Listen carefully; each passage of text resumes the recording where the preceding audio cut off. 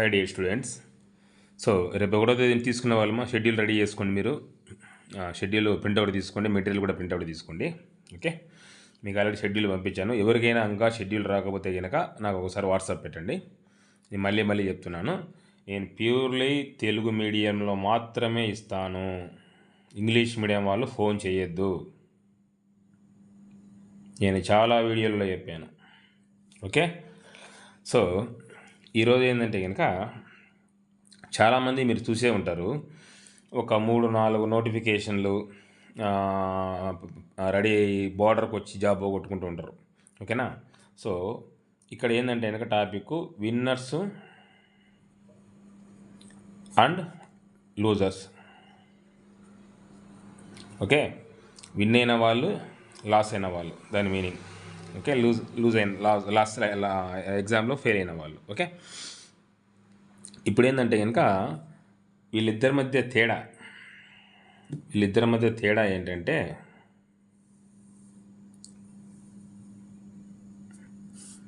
విజేతలు అంటారు వీళ్ళను. వీళ్ళని వచ్చేసి పరాభవం పొందిన వాళ్ళు కాబట్టి పరాజితులు. అందుకే ఇంగ్లీష్ మీడియం వాళ్ళు ఫోన్ చేస్తారని తెలుగులో రాస్తున్నాను, కాకపోతే అన్ని పదాలు రాయలేను కదా. ఓకే, సో విజేతలు ఏం చేస్తారంటే కనుక వీళ్ళు నోటిఫికేషన్ కోసం ఎదురు చూడరు.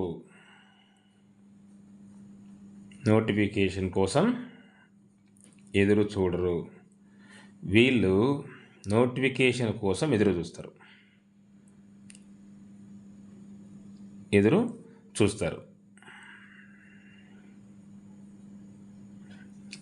మీరు బాగా అబ్జర్వ్ చేయండి. ఏదైనా బుక్ స్టాల్కి వెళ్ళి అప్డేట్ ఏమైనా బుక్స్ వచ్చినాయని అడగండి, ఇంకా రాలేదంటే నోటిఫికేషన్ పడినాక వస్తాయి అంటారు.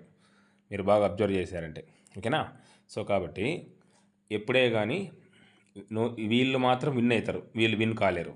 ఓకేనా, సెకండ్ పాయింట్,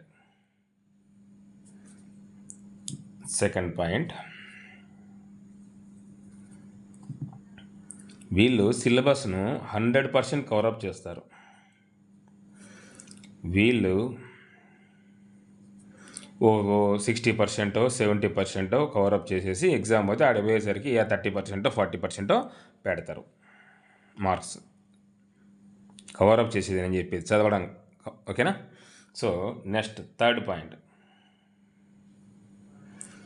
వీళ్ళు ఏం చేస్తారంటే ప్రాక్టీస్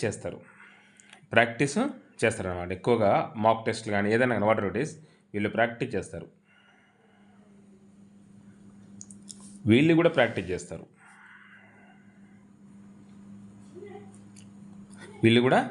చేస్తారు. కాకపోతే ఎప్పుడు ప్రాక్టీస్ చేస్తారు? నోటిఫికేషన్ పడిన తర్వాత ప్రాక్టీస్ చేస్తారు. ఓకేనా, ఎప్పుడే కానీ నోటిఫికేషన్ పడిన తర్వాత అప్పుడు బుక్స్ వస్తాయి కాబట్టి అప్పుడు ప్రాక్టీస్ చేస్తారు. ఓకే, అలాగే 4, వీళ్ళు రెగ్యులర్గా కరెంట్ అఫైర్స్ను ఫాలో అవుతూ ఉంటారు. ఎగ్జామ్ పడిన తర్వాత లాస్ట్ మూమెంట్లో ఫాలో అవుతారు. ఓకే, అలాగే 5th పాయింట్, వీళ్ళు ఎప్పుడే కానీ పోస్ట్ పోన్ అవుతుంది, ఇంకొకటి అవుతుంది అనే దాని మీద డిపెండ్ కారు. ఎంతసేపు ఉన్నా వాళ్ళు చెప్పిన డేటుకు మేము రెడీగా ఉంటాము అంటే పోస్ట్ పోన్ గురించి వీళ్ళు ఆలోచించరు. ఇది కొంతమందికి నచ్చదు అనుకోండి పాయింట్, నచ్చకపోయినా పర్లేదు, నేను ఓపెన్గా చెప్తున్నాను. వీళ్ళు పోస్ట్ పోన్ గురించి ఆలోచిస్తారు. ఇంకో కొద్దిగా టైం ఉంటే బాగుండిందే. 1 year టైం ఇచ్చారు మొన్న మీకు మెయిన్స్, గ్రూప్ 2 మెయిన్స్కు, ప్రిలిమ్స్ టు మెయిన్స్. ఏం చేశారు?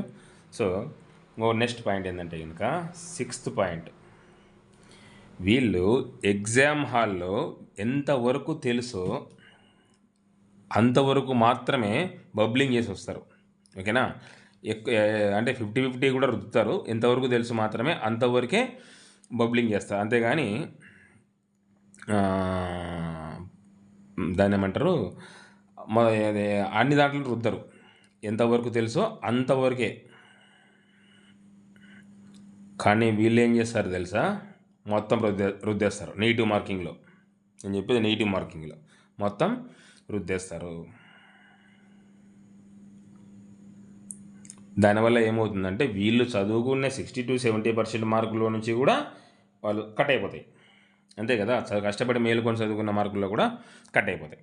సో కాబట్టి ఎప్పుడే కానీ ఎంతవరకు తెలుసు, నేను గ్రూప్ 2 పోయి ఎగ్జామ్ పోయే ముందు కూడా చెప్పాను వీడియోలో, మీకు తెలిసినట్టే పెట్టండి, తెలియనట్టు పెట్టకండి. ఓకేనా. సో ఎప్పుడైనా కానీ నెగిటివ్ మార్కింగ్ ఉంది అన్నప్పుడు, అంటే కనుక నెగిటివ్ మార్కింగ్ ఉందంటే మీకు తెలియదు అంటే ఆటోమేటిక్గా ఆ పక్వానికి 60-70% తెలిసి ఉండదు మ్యాక్సిమం. నేను ఎవరైతే వీళ్ళు కవరప్ చేసి ఉంటారు కదా, మీకు తెలియదు అంటే కనుక ఆ పక్వానికి కూడా తెలిసి ఉండదు అనే ఉద్దేశంతో వీళ్ళు రుద్దరు. కానీ వీళ్ళు ఏం చేస్తారంటే కనుక కట్ ఆఫ్ ఎక్కువ ఉంటుందేమో, ఎక్కువ మార్క్స్ పెడితే మంచి జాబ్ వస్తుందేమో అని చెప్పేసి వీళ్ళు రుద్దేస్తారు, లాస్ట్కు డిస్క్వాలిఫైడ్ అవుతారు. ఓకేనా. సో 7th పాయింట్, ఓకేనా, ఎగ్జామ్ హాల్లో వెళ్ళిన తర్వాత వీళ్ళు ఎంత చదువుతారో అంతవరకు మాత్రం పర్ఫార్మెన్స్ చేస్తారు. అంటే కనుక 1 year చదివినా కూడా వాళ్ళు ఇచ్చే 2.5 గంట మీదనే డిపెండ్ అయి ఉంటుంది, అంతే తప్పనిచ్చి మీరు చదివిన సంవత్సరం డిపెండ్ అయి ఉంటుంది కదా. కానీ వీళ్ళు మాత్రము ఆ 2.5 గంటను మిస్యూజ్ చేసుకుంటారు. అంటే కనుక క్వశ్చన్ పేపర్ అది what ever it is, group 1 కానీ గ్రూప్ 2 కానీ ఏదైనా కానీ. ఓకేనా. సో కాబట్టి ఆ 2.5 గంటను వీళ్ళు మిస్యూజ్ చేసుకుంటారు, ఎట్లా రుద్దేస్తారు ఊరికే. దాన్ని ఎట్లా ఏం కదా అని పేపర్ ఇస్తూనే చూడాలి, దీన్ని సెలెక్ట్ చేసుకోవాలి అనే ఉద్దేశంతో వీళ్ళకి ఆలోచన కూడా రాదన్నమాట. సో కాబట్టి నేను చెప్పేది ఇది. ఇంకొక విషయము, చాలామంది సబ్ ఇన్స్పెక్టర్ జాబ్కు ఫోన్ చేస్తున్నారంటే నేను చెప్పాను ఆల్రెడీ ఇవ్వను అని. వాళ్ళకు సలహా చెప్తున్నాను. వాళ్ళకు సలహా ఏంటంటే ఎస్ఐ అభ్యర్థులకు మీరు దయచేసి ఓన్గా ప్రిపేర్ కావద్దు. ఎందుకంటే మీకు ఫిజికల్ ఈవెంట్స్ ఉంటాయి. మీరు పోయిందని చెప్పేసి ఒక కోచింగ్ సెంటర్లో ఎక్కడో ఒకసారి మీరు హైదరాబాద్కి వెళ్తారు, ఎక్కడికి వెళ్తారో యాజ్ యూర్ విష్, నేను చెప్పను. ఎందుకంటే కనుక ఏదైనా కానీ ఒక ఎగ్జామ్, ఇప్పుడు ఇండియా వరల్డ్ కప్ పోతుందండి, ఇండియా వరల్డ్ కప్ పోతుంది, ఆస్ట్రేలియాకో సౌత్ ఆఫ్రికాకో పోతుంది. పోతే కనుక 11 మంది ప్లేయర్స్ పోతారు. వాళ్ళతో పాటు ఒక 4 కానీ 5 మంది కానీ ఎక్స్ట్రా ప్లేయర్స్ పోతారు. అంటే వీళ్ళకి ఏమైనా ఇంజ్యూరీ అయితే కనుక వీళ్ళు ఆడేదానికి ఎక్స్ట్రా ప్లేయర్స్, వీళ్ళను ఎక్స్ట్రా అంటారు, ఎక్స్ట్రా ప్లేయర్స్ పోతారు. కానీ వీళ్ళతో పాటు ఒక ఆయన పోతాడు. ఆయన ఎవరు తెలుసా? కోచ్కు లక్షలు ఇచ్చి జీతాలు ఇచ్చి పంపించాల్సిన అవసరం ఏముంది? ఇప్పుడు టెండూల్కర్కు బ్యాటింగ్ తెలుదా? పోనీ కోహ్లీకి బ్యాటింగ్ తెలుదా?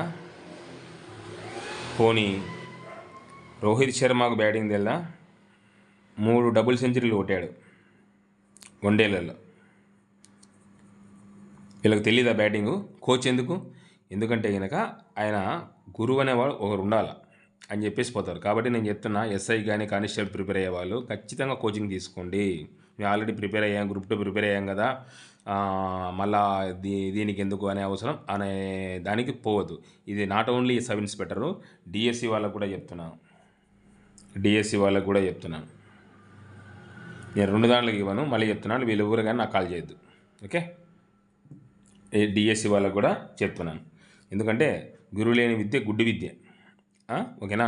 సో కాబట్టి ఈ ఎస్ఐ అభ్యర్థులకు ఫిజికల్ ఈవెంట్స్ ఉంటాయి. మళ్ళీ ఎందుకు చెప్తున్నానంటే కనుక, నేను చెప్పినది ఎందుకు చెప్తానంటే కనుక, మీ ఒక్కరు ఉద్యోగం కొట్టినా కూడా చాలు అనే ఉద్దేశంతో. ఓకేనా. సో కాబట్టి ఎవరే కానీ కోచింగ్ తీసుకోకుండా డిఎస్సి అభ్యర్థులు కానీ ఎస్ఐ అభ్యర్థులు కానీ వీళ్ళు వెళ్ళొద్దు. ఓకే. నెక్స్ట్ ఫైనల్గా నేను చెప్పేది ఏంటంటే,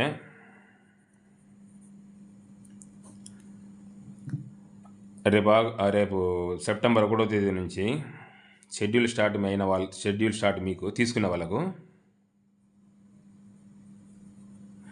షెడ్యూల్ స్టార్ట్. సో మీరు ఆల్రెడీ ప్రింట్అవుట్ తీసి పెట్టుకోండి, నేను మిమ్మల్ని ఏదో ఒక గ్రూప్లో యాడ్ చేస్తాను. ఓకే. దాని ప్రకారం నేను చెప్పిన ఒకరితో మీకు పని లేదు. నా ఎవరైతే తీసుకున్నారో వాళ్ళకి చెప్తున్నాను. ఒకరితో మీకు పని లేదు. మీరు ఏదైనా టెలిగ్రామ్ గ్రూప్లో కానీ వాట్సాప్ గ్రూప్లో కానీ ఉంటే దయచేసి నా స్టూడెంట్స్ కాబట్టి మీకు చెప్తున్నాను, ఎగ్జిట్ కండి. ముందు ఎగ్జిట్ కండి, నా మాట వినండి దయచేసి. ఓకే, టెలిగ్రామ్ గ్రూపులలో వీళ్ళ అలాగే కొంతమందికి నచ్చకపోవచ్చు ఈ విషయం. వాట్సాప్ గ్రూపులలో అలాగే కొన్ని ఉన్నాయి కదా, ఇంకా ఉన్నాయన్నమాట కొన్ని సోషల్ మీడియాస్. సో వాటిలలో ఏదైనా ఉంటే కనుక మీరు ఎగ్జిట్ అయిపోండి. ఓకే, సో ఫైనల్గా నేను చెప్పదలుచుకునేది ఏంటంటే కనుక ఎస్ఐ అభ్యర్థులు కానీ డిఎస్సి అభ్యర్థులు కానీ మళ్ళీ ఉంది. ఎస్ఐ నోటిఫికేషన్ ఉంది, డిఎస్సి నోటిఫికేషన్ కూడా మళ్ళీ ఉంది. ఎవ్రీ ఇయర్ ఉంటుంది డిఎస్సిది. ఎస్ఐ నోటిఫికేషన్ ఉంది కాబట్టి ఒక్కసారి ఎస్ఐ పోస్ట్ కొట్టారంటే కనుక మీ లైఫ్ మారిపోతుంది. మీ లైఫే కాదు, నెక్స్ట్ తరం కూడా మారిపోతుంది. సో కాబట్టి జాగ్రత్తగా మీరు ఓన్ ప్రిపరేషన్ కాకుండా, మ్యాక్సిమం ఓన్ ప్రిపరేషన్ కాకుండా చూసుకోండి. ఎందుకంటే అందరూ ఉన్న వాళ్ళు ఉండరు కదా, లేని వాళ్ళు కూడా ఉంటారు. మ్యాక్సిమం చూసుకోండి. ఎక్కడో ఒకసాట మీకు తక్కువ దగ్గరలోనో, ఒకవేళ హైదరాబాద్ కానీ అట్లా వెళ్ళలేకపోతే కనుక మీకు సరౌండింగ్ ఎక్కడైనా దగ్గరలో కోచింగ్ ఇచ్చే వాళ్ళు ఉంటారు కదా, వాళ్ళకు ట్రైనర్ ఉంటారు, వాళ్ళకడ కోచింగ్ తీసుకోండి. నేను అదే పనిగా నేను వీళ్ళ కోసం చెప్తున్నాను. ఓకేనా? సో అది ఫైనల్గా నేను చెప్పేది ఏంటంటే కనుక 1వ తేదీ నుంచి షెడ్యూల్ స్టార్ట్. మీకు ఒక ఫిబ్రవరి మార్చి కదా సిలబస్ ఎగ్జామ్ వాళ్ళు నోటిఫికేషన్ ఇచ్చే లోపల మీకు సిలబస్ అయిపోగొట్టేస్తాను. మీకు గ్రూప్ 1 కానీ గ్రూప్ 2 కానీ వాట్ ఎవర్ ఇట్ ఈస్ అయిపోగొట్టేస్తాను. మీరు మళ్ళీ తర్వాత వాళ్ళు ఎప్పుడన్నా ఇవని మీరు చదువుకుంటూ ఉండండి. ఓకేనా? Anyway, thank you.